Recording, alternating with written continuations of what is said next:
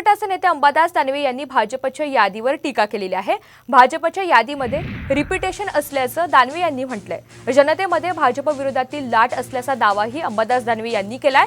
तर भाजप विरोधी लाटेमुळे महाविकास आघाडीला ही लोकसभा जिंकायला सोपं जाईल असं मत अंबादास दानवे यांनी व्यक्त केलेलं आहे।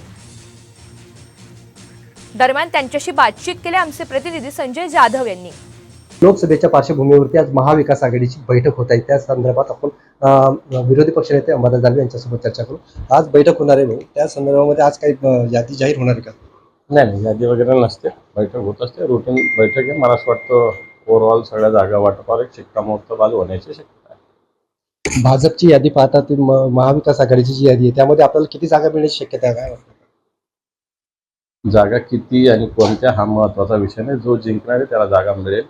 भाजपची यादी जर बघितली तर तेच ते रिपिटेशन आहे। त्यांच्या विरुद्ध जनतेमध्ये अँटी इन्कम्बन्सीची भूमिका आहे आणि मला वाटतं त्याच्यामुळे महाविकास आघाडीला विजय सोपा जाऊ शकतो।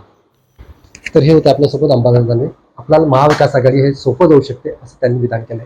कॅमेरामन सुनील मोरेसह मी संजय जाधव, साम टीव्ही।